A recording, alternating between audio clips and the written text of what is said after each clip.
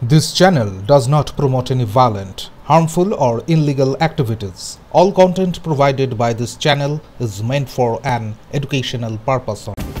আসানসোলের বারাবণী বিধানসভা এলাকার ঘিয়াডোবার 121 নম্বর অঙ্গনারী কেন্দ্রের শোচনীয় অবস্থায় আতঙ্কিত ছিলেন কর্মী ও অভিভাবকরা। মাঝে মধ্যেই ভাঙা ছাদ ভেঙে পড়া, বৃষ্টিতে জল জমা, এমনকি সাপ ঢুকে পড়ার ঘটনাও ঘটছিল। শুক্রবার পাড়ায় সমাধান কর্মসূচিতে যোগ দিয়ে সমস্যার কথা শুনেই বিধায়ক বিধান উপাধ্যায় বিডিওকে তৎক্ষণাৎ সংস্কারের নির্দেশ দেন। পাশাপাশি সংস্কার সম্পূর্ণ না হওয়া পর্যন্ত পার্শ্ববর্তী প্রাথমিক বিদ্যালয়ে অস্থায়ীভাবে কেন্দ্র চালানোর ব্যবস্থা করারও সুপারিশ করেন তিনি। বিধায়কের দ্রুত পদক্ষেপে স্বস্তি পেয়েছেন কর্মী ও অভিভাবকরা। আশা করা হচ্ছে খুব শিগগিরই শিশুদের জন্য নিরাপদ পরিবেশে কেন্দ্র চালু হবে।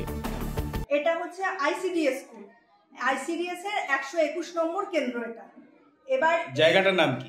ঘিয়াডোবা উপরপাড়া হচ্ছে আমার এরিয়া, আর এটা ঘিয়াডোবা 4 নম্বরের মধ্যে পড়ছে।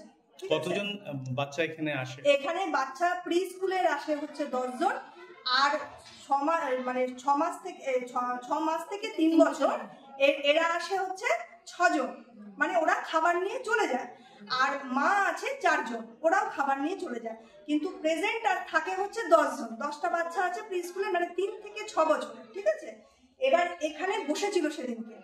এবার প্রচন্ড বৃষ্টি হচ্ছিল, মাঝখানে প্রচন্ড বৃষ্টি হচ্ছিল, তো বৃষ্টিতে পুরো জল, এই দেখুন আপনারা দেখলেও বুঝতে পারবেন সমস্ত জিনিস নষ্ট হয়ে গেছে।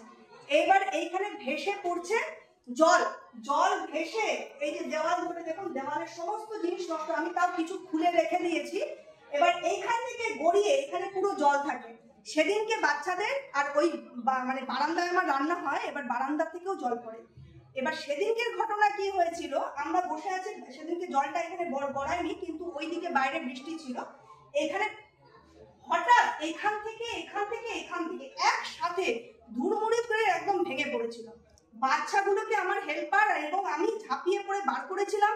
বিরাট অ্যাক্সিডেন্টের হাত থেকে আমি সেদিনকে বেঁচে গেছি। তাই আমি ভিডিও অফিসেও আমি চিঠি করেছি, আমি পঞ্চায়েতেও চিঠি করেছি যে এই বাচ্চাদের দিকে তাকিয়ে অন্তত আমার এই রুমটার কিছু ব্যবস্থা করা হোক।